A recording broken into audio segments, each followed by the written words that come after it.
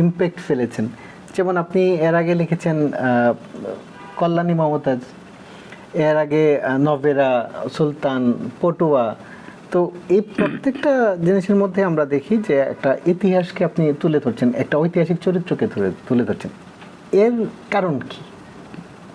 মানে এটাকে আপনি কেন বেছে নিচ্ছেন? না, এগুলো ব্যক্তি চরিত্র ভিত্তিক। তুমি যেগুলো নাম করলে উপন্যাসের, এগুলো ব্যক্তি চরিত্র ভিত্তিক, জীবনী ভিত্তিক উপন্যাস। কেমন, আমি জীবনী ভিত্তিক উপন্যাস 5টা কি 6টা লিখেছি, কিন্তু আমার উপন্যাসের সংখ্যা তো 70 বা 80-র মতন হবে।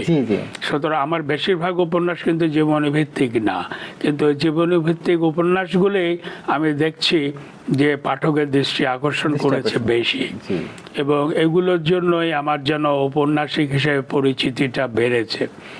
তো তুমি ইতিহাসের কথা বললে, এই সব ব্যক্তি, গুরুত্বপূর্ণ ব্যক্তি, সাংস্কৃতিক ব্যক্তি, এদেরকে নিয়ে উপন্যাস লিখলে ইতিহাসের একটা বিশেষ সময়ের তাদের সমকালকে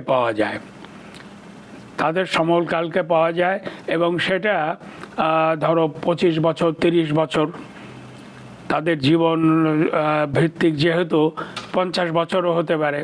কেমন, ওই 50 বছরের ইতিহাসটা আসছে। কিন্তু ইতিহাসের বিষয় নিয়ে আরও এক ধরনের উপন্যাস আমি লিখেছি, যেমন মুক্তিযুদ্ধ 9 মাসের ব্যাপার। কেমন, এই 9 মাসের ইতিহাস নিয়ে মুক্তিযুদ্ধের উপন্যাস লিখেছি, গল্প লিখেছি। তারপরে ধরো এই যে জুলাই 36 দিনের ইতিহাস। কেমন, সুতরাং ইতিহাসের পটভূমিতে উপন্যাস বললে আমাকে কয়েকটা শ্রেণী বিভাগ করতে হবে। যদি চরিত্রভিত্তিক ইতিহাসের উপন্যাসের কথা ভাবো, তাহলে সুলতানের বয়স যত, আমি তার ছেলেবেলা থেকে শুরু করলাম 1943 থেকে, তার শেষ হলো ওনার সেই 1990 কি 95, তাহলে দীর্ঘ সময়। কেমন, এই দীর্ঘ সময়ের ইতিহাস ওনার জীবনের মাধ্যমে উঠে এসছে। ওই একইভাবে কামরুল হাসানের জীবন নিয়ে যে উপন্যাস, তো ওনার জীবন যতদিন যাবৎ ছিল, কেমন, ওনার যে জীবদ্দশা, সেই জীবদ্দশার যে ইতিহাস, সেটা উঠে এসছে। কেমন, ওখানে ইতিহাসের ব্যাপ্তিটা একটু বেশি, কিন্তু ব্যাপ্তি বেশি হলেও ইতিহাস কিন্তু সেখানে পেছনে থাকে।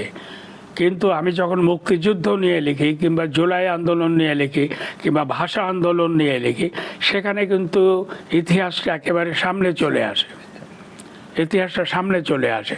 সুতরাং ইতিহাসের নিয়ে উপন্যাস লেখা বলতে গেলে আমাকে এই বিভাজনটা করতে হবে, যে কোথাও এই ইতিহাসটা 1 মাস কি 2 মাসের মধ্যে, কোথাও 9 মাসের মধ্যে, কোথাও এই ইতিহাসটা 40-50 বছরের মধ্যে ধরা হয়েছে। জি, আপনার যে ভ্রমণ কাহিনীও গতানুগতিক ভ্রমণ কাহিনী না, ওইখানেও আপনি ইতিহাস, ভূগোল, একটা বড় একটা পরিক্রমা আপনি তুলে ধরেন। এটা ইউলিসিসের কথাই ধরেন, বা আপনার ওই ভ্রমণ কাহিনী সোভিয়েতের কথাই ধরেন। তো এই ক্ষেত্রে পরিশিষ্টর মধ্যে আপনি সেগুলো তুলে ধরছেন, যে ওই সময় ইতিহাসগুলো কীরকম ছিল, ইতিহাসটা।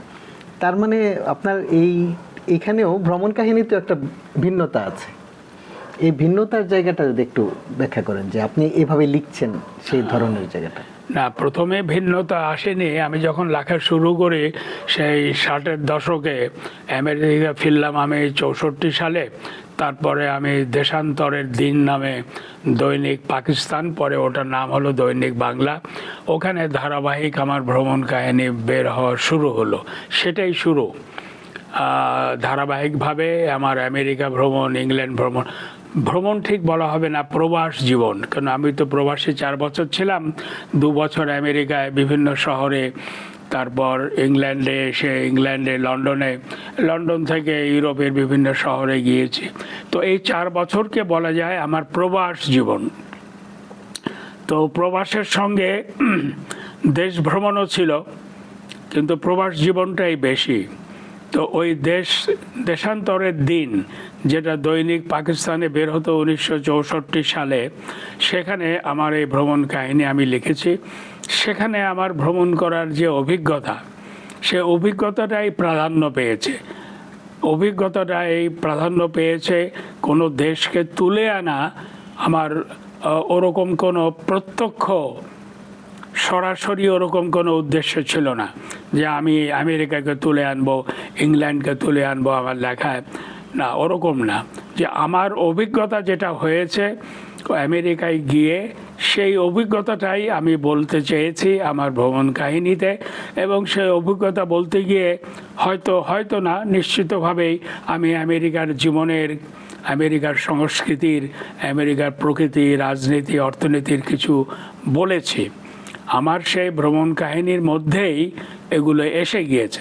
কিন্তু আমার তখন অত সরাসরি প্রত্যক্ষ উদ্দেশ্য ছিল না যে আমি আমেরিকাকে পরিচিত করাবো পাঠকের কাছে, কিংবা ইংল্যান্ডকে পরিচিত করাবো। আমার অভিজ্ঞতার কথা বলাটাই প্রধান ছিল। যে ওখানে গিয়ে ঢাকার একটা ছেলে বা একটা ছোটোখাটো দেশের, অনুন্নত দেশের একটা ছেলে গিয়ে একেবারে উন্নত দেশে গিয়ে তার কি অভিজ্ঞতা হলো, সেই অভিজ্ঞতা অভিনবত্ব। এখন তো আর সে অভিনবত্ব নেই। এখন টেলিভিশনে, ইউটিউবে, সিনেমায় সব কিছু দেখা যায়। কিন্তু আমি যখন গেলাম সেখানে লিফট পর্যন্ত একটা নতুন ব্যাপার ছিল। ভেন্ডিং মেশিন কি করে চালাতে হয় এটাও আমার জানা ছিল না। আমাকে দেখতে হলো দাঁড়িয়ে যে কিভাবে পয়সা ঢুকিয়ে একটা কোল্ড ড্রিঙ্ক কিংবা কফি পাওয়া যায়। কারণ এসব অভিজ্ঞতা তো ছিল না। এখন তো বিদেশে না গিয়েও আমরা টেলিভিশনে, তারপরে না আমাদের দেশেও এখন এগুলো এসে গিয়েছে। কিন্তু আমি যখন গেলাম 1960 সালে, তখন একেবারেই অনভিজ্ঞ হয়ে পশ্চিমের জীবনযাপন, আধুনিক জীবনযাপন সম্পর্কে, সেই যে অনভিজ্ঞ একজন কিশোর কিংবা তরুণ বিদেশে গিয়ে এই আধুনিক জীবনযাপন দেখছে এবং সেখানে অংশ নিচ্ছে, সেই অভিজ্ঞতাটা তুলে ধরাই ছিল আমার প্রধান উদ্দেশ্য। একটা দেশকে তুলে ধরা না। এটা অনেক পরে আসলো। যখন আমি পরিণত বয়সে আমি যখন গেলাম রাশিয়ায়, আমার উদ্দেশ্য ছিল রাশিয়াকে আমার তুলে ধরতে হবে। রাশিয়ায় যে বিপ্লব হলো, সেই বিপ্লবের কি ফলাফল হয়েছে এবং এই ফলাফলে এখানকার মানুষের জীবনে কি পরিবর্তন এসেছে, এটা আমাকে দেখাতে হবে। এবং আমি ওখানে গিয়ে যা দেখেছি কিংবা দেখতে চেয়েছি, যা শুনতে চেয়েছি, যেখানে যেতে চেয়েছি, তার পেছনে সবসময় আমার এই চিন্তা কাজ করেছে যে আমি এগুলোর মাধ্যমে রাশিয়া, যে বিপ্লবোত্তর যে রাশিয়া, সেটাকে আমি তুলে ধরতে পারবো কিনা। এবং সেই চিন্তায় কাজ করেছে যে আমাকে বিপ্লবোত্তর রাশিয়াকে আমাকে তুলে ধরতে হবে। তো ওখানে আমি যেখানে গিয়েছি, যাদের সঙ্গে কথা বলেছি, যা শুনেছি, অথবা আমি যেখানে যেতে চেয়েছি, যা শুনতে চেয়েছি, সব কিছুর পেছনে আমার এই চিন্তা কাজ করেছে যে আমি বিপ্লবোত্তর রাশিয়াকে আমি তুলে ধরবো।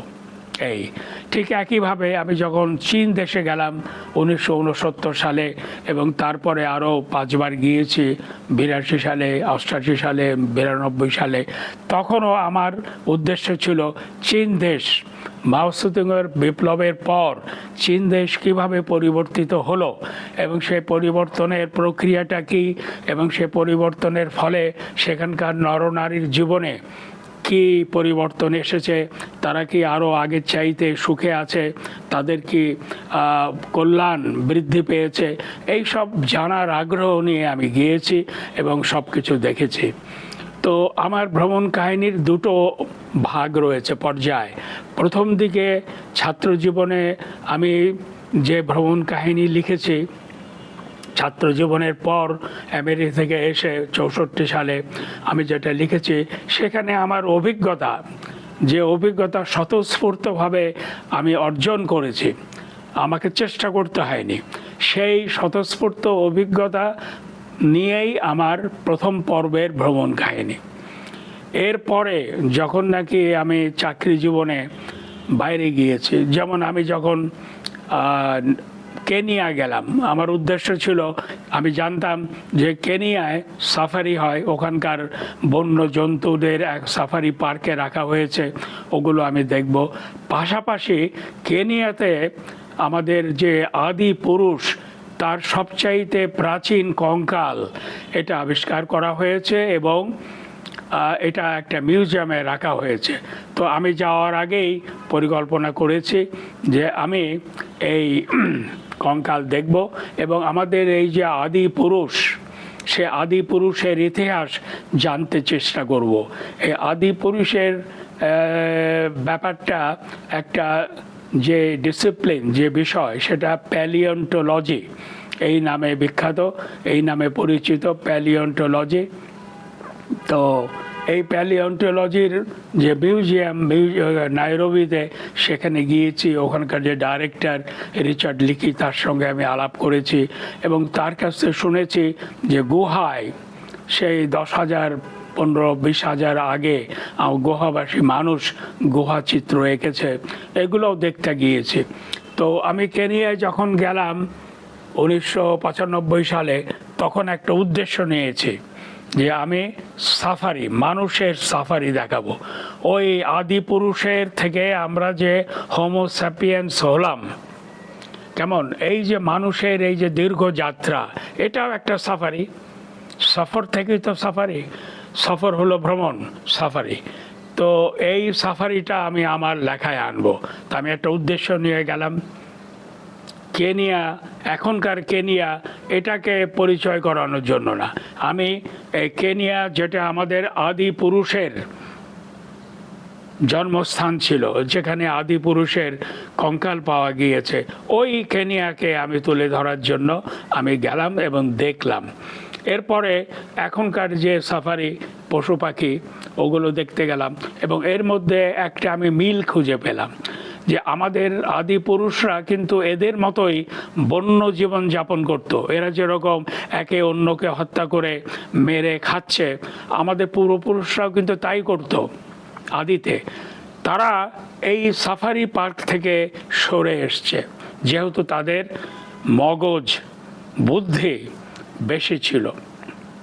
তারা ওইভাবে বন্য জীবন যাপন করেনি, তারা এই আস্তে আস্তে গুহাবাসী হয়েছে, পশু শিকার করেছে, তারপরে চাষবাস করেছে।